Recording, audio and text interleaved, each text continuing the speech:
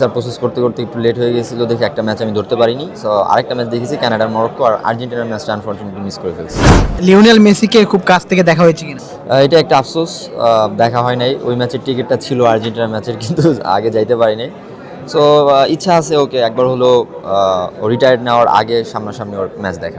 না, খারাপ লাগার বিষয়, আর্জেন্টিনা সাপোর্ট করি, বাট আরেক দিক দিয়ে খুশি হয়েছি যে রেড কার্ড খাওয়ার পরে গোল সংখ্যা আরও বেশি হইতে পারতো, বেশি হয় নাই, খুব ভালো স্বাভাবিকভাবে হেরেছে আর কি। না, আমরা একদম পূর্ণ আস্থা নিয়ে আছি, আমাদের লক্ষ্য একটাই, আমাদের চ্যাম্পিয়ন হতে হবে। আমরা সেভাবে হয়তো আমরা খেলবো সবাই, স্পেশালি এটা তো ধরতে গেলে আমাদের জন্য ওয়ার্ল্ড কাপের মতো। তো সবাই খুবই এক্সাইটেড সাফ।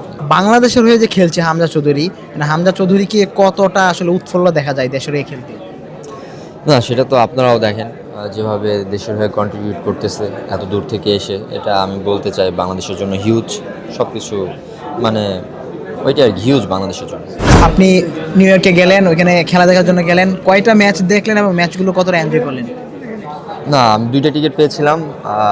একটা ম্যাচ আনফর্চুনেটলি দেখা হয়নি আমার, ভিসার প্রসেস করতে করতে একটু লেট হয়ে গেছিলো দেখে একটা ম্যাচ আমি ধরতে পারিনি। সো আরেকটা ম্যাচ দেখেছি কানাডার মরক্কো আর আর্জেন্টিনার ম্যাচটা আনফর্চুনেটলি মিস করে ফেলছি।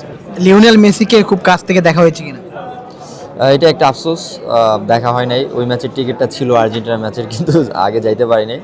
সো ইচ্ছা আছে ওকে একবার হলো রিটায়ার্ড নেওয়ার আগে সামনাসামনি ওর ম্যাচ দেখা। ফাইনালে তো আর্জেন্টিনা হেরে গেল, কতটা খারাপ লেগেছিল? না, খারাপ লাগার বিষয়, আর্জেন্টিনা সাপোর্ট করি, বাট আরেক দিক দিয়ে খুশি হয়েছি যে রেড কার্ড খাওয়ার পরে গোল সংখ্যা আরও বেশি হইতে পারতো, বেশি হয় নাই, খুব ভালো স্বাভাবিকভাবে হেরেছে আর কি।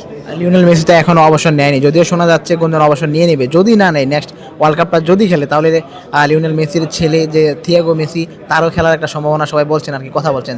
যদি বাপ ছেলে একসাথে খেলেন তাহলে বিষয়টা কেমন লাগবে? না, আমি আসলে জানি না এটার এই ব্যাপারটা, আসলে ছেলে খেলতে পারবে কিনা, মানে অনেক থাকে এটা আসলে কি বলবো এটা বল। এবারে সাফ নিয়ে আপনাদের মানে আপনাদের স্বপ্নটাকে, যেহেতু 2003-এ চ্যাম্পিয়ন হয়েছিলেন, 1999 এবং 2005-এ রানার্স আপ হয়েছেন, তো এবার নিজেদের দেশে খেলা চ্যাম্পিয়ন হওয়ার ব্যাপারে আপনারা কতটা আশাবাদী? না, আমরা একদম পূর্ণ আস্থা নিয়ে আছি, আমাদের লক্ষ্য একটাই, আমাদের চ্যাম্পিয়ন হতে হবে। আমরা সেভাবে হয়তো আমরা খেলবো।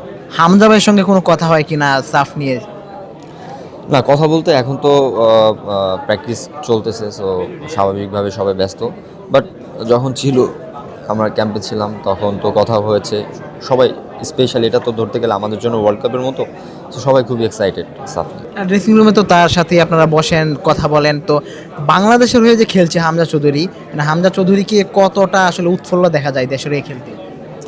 না, সেটা তো আপনারাও দেখেন, যেভাবে দেশের হয়ে কন্ট্রিবিউট করতেছে এত দূর থেকে এসে, এটা আমি বলতে চাই বাংলাদেশের জন্য হিউজ সব কিছু, মানে ওইটা আর হিউজ বাংলাদেশের জন্য।